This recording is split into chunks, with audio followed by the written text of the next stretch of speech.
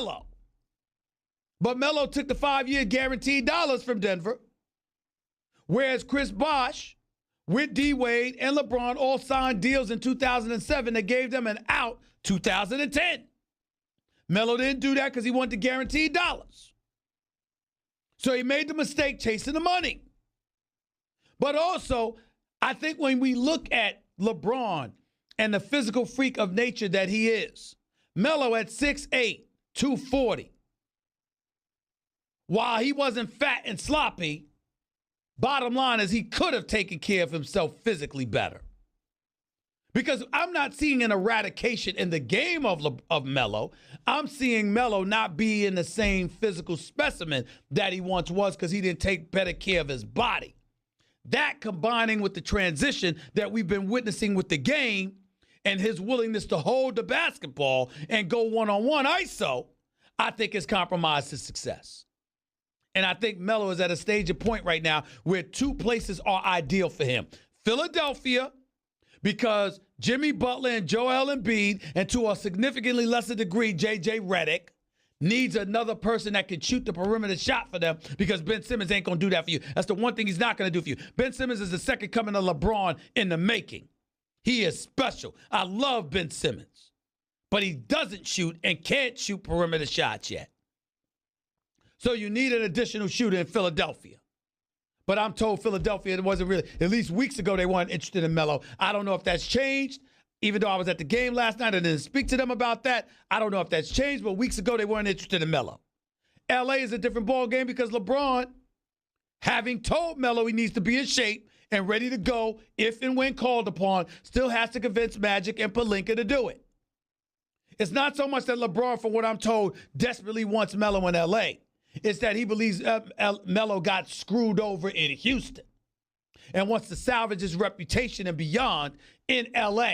And is willing to help him do that so long as Melo's willing to put in the necessary work to make that happen. Any way you slice it, I'm here to tell y'all, don't come to me talking to me like Melo is some scrub. Melo is not a number one option. Melo cannot carry the load anymore because he didn't take as good of a care of himself physically as he should have. But Melo can still play. Melo can still ball. Melo can still score. A couple of games this year, of the 10 games that he played in Houston, I think he scored over 20 like 4 of those games. A couple of games he had over 25. I'm sorry. If you're a scrub, you can't do that.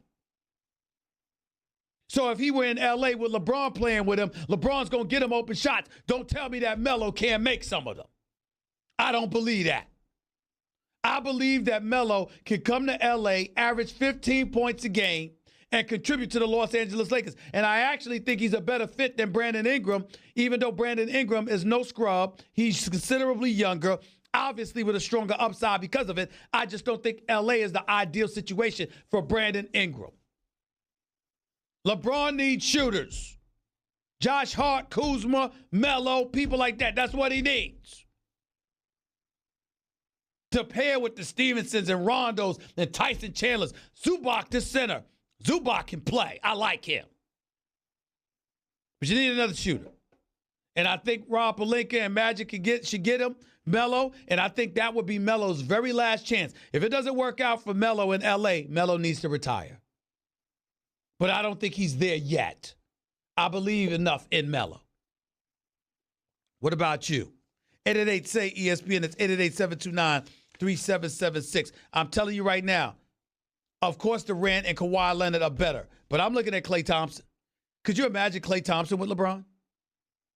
If I'm the Los Angeles Lakers, I'd go all out to get Klay Thompson. Why waste your energy on Kevin Durant, who talked about it being toxic to play with LeBron? Why waste your energy pursuing Kawhi Leonard when he don't want the glitz and the glamour? He either wants a whole country at his disposal being the number one option in Toronto, or he's willing to go to the Clippers. Why waste your time with Kawhi? If I'm the Los Angeles Lakers, I go after Kawhi. If I'm the New York Knicks, I'm wondering what the hell are my options. Because from everything I'm hearing, you ain't going to get KD, you ain't going to get Kawhi, you ain't going to get Klay. Kyrie Irving, you might have to, overpay and give him the you give him the max. But from what I'm being told, he doesn't want to leave Boston. And, oh, by the way, I'm looking at Brooklyn, who blew out Sacramento by 29 last night. They're 2 games over 500. LA, I got a very interesting question for y'all. How you feeling about D'Angelo Russell?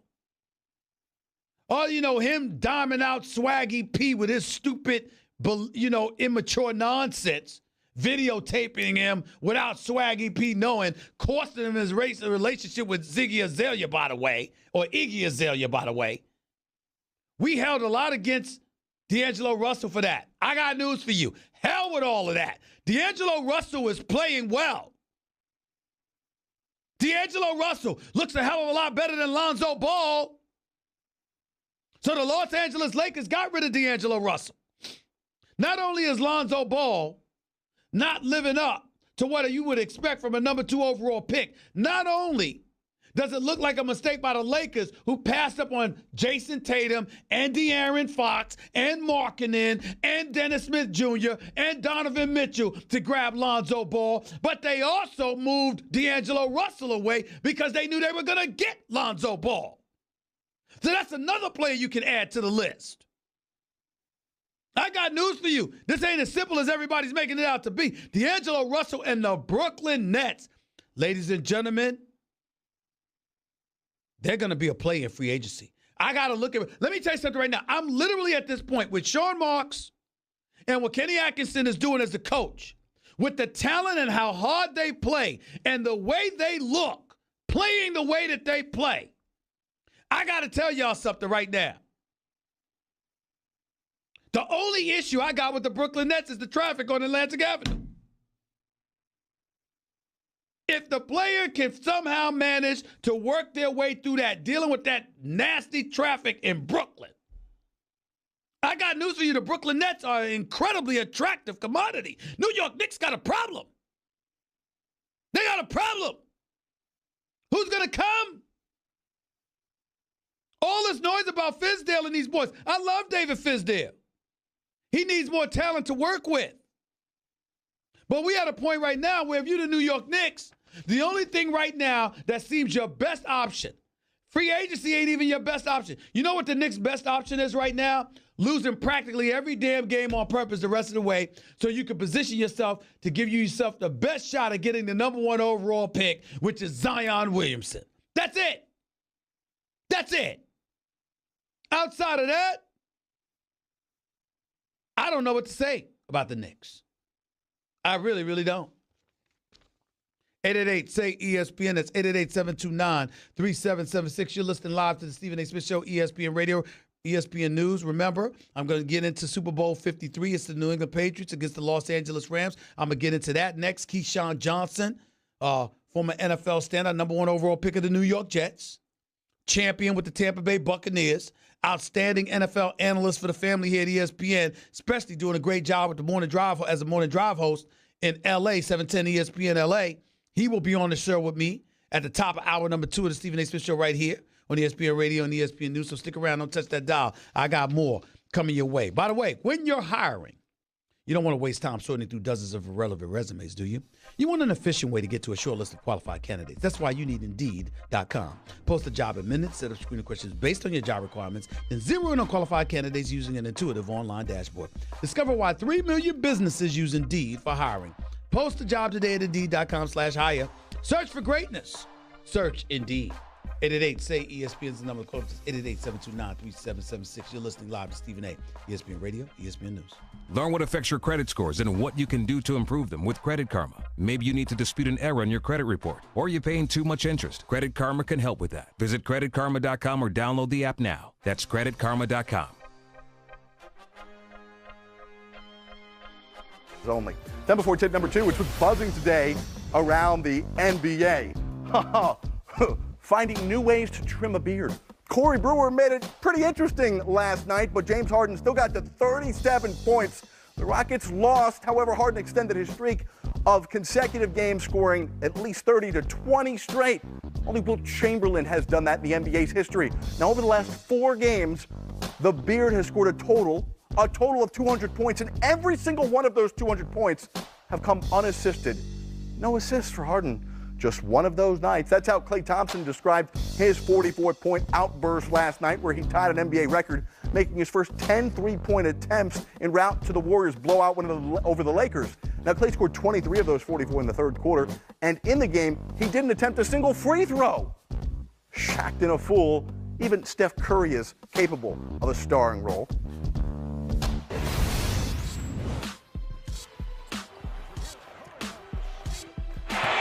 And look out, Curry slipped. And now shoots for three. Yeah, you see like a kid walk into a candy store and the whole half court empty. I was gonna try something real nice that I haven't tried before. Lord wouldn't let me do it.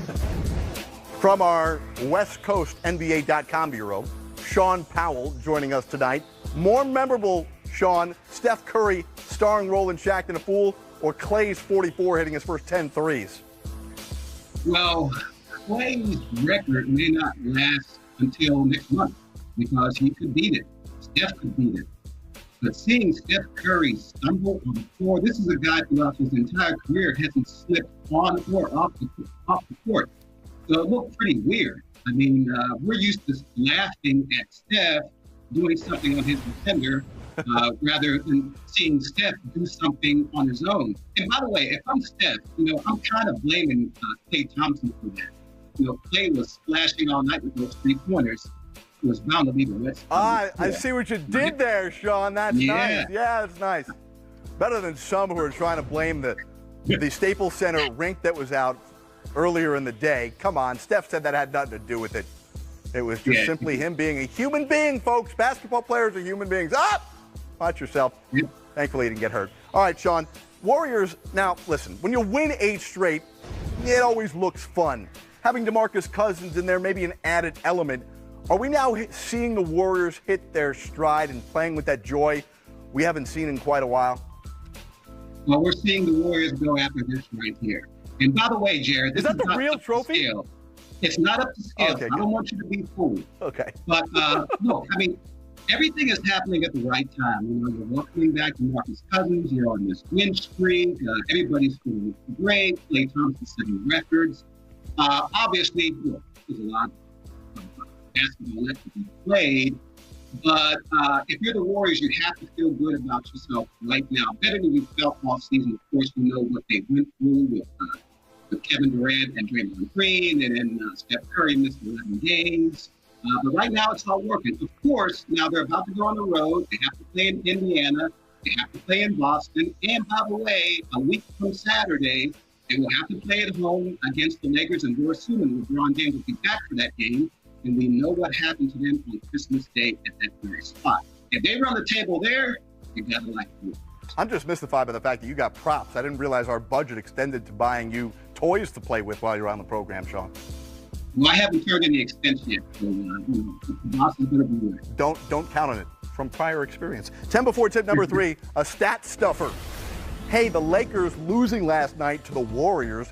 LA now 5-9 without LeBron James in the lineup, and no word on when LeBron's going to return. Luke Walton says probably not going to be Thursday against Minnesota on TNT because Luke hasn't seen LeBron in a contact play just yet. But take a look at this schedule. After these 3 home games, technically they're still at home against the Clippers, but the schedule heading into All-Star break: Warriors, Pacers, Celtics, Sixers, and then you finish up this brutal stretch against an Atlanta team that's scrappy and plays tough. Listen, how much longer can this Laker team afford right now in the 9th spot in the West to be without LeBron James before you seriously have to say Lakers are in danger of making the playoffs or missing the playoffs? Well, I don't think we'll get to that point. Of course, muscle pulls are tricky. Hamstrings more, and particularly when you're talking about players in their 30s. LeBron James has been indestructible up to this point, but he's human after all. I think he'll be back for those games. If I'm probably the happiest people are those who are holding tickets for those road games, because there's been some nervous times with LeBron in this injury. They feel that they're going to see LeBron on the court.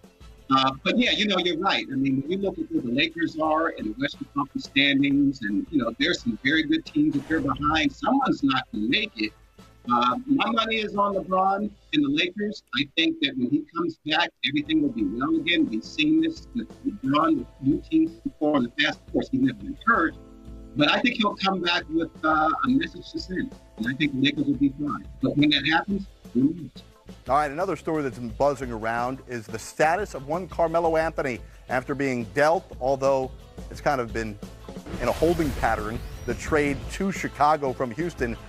Carmelo Anthony ultimately will be waived, we think, by the Bulls unless he is traded, but he certainly won't play for Chicago at any point. Is it just inevitable that at some point this season, Carmelo Anthony is going to be a member of the Lakers? Yeah, I kind of think so. I think the Lakers could probably open up the spot and bring him in. Of course, he has a great relationship with LeBron James, but I can't see him playing a significant role with this team. Probably like Tyson Chandler, he's going to get a few minutes here and there. But by and large, he's going to be on the bench. And if you're Carmelo Anthony, you have to ask yourself this question. Is this how you want to end your career? The guy's going to go to the Hall of Fame. He's a great guy. But if you're sitting on the end of the bench and you're one of the aging players, that's sort of like being the old man in the club. Does he really want that? Is that the way he wants to go out? I just can't see him at this point playing significant minutes. All right, well, we lost Sean Powell there for a moment. We'll get him back. We'll come back after a short timeout, get you up to speed on what's going on north of the border with Kawhi Leonard. Why is he out tonight and tomorrow night, missing a third and fourth straight game? He's healthy. Josh Lewenberg joins us live from Toronto to explain load management.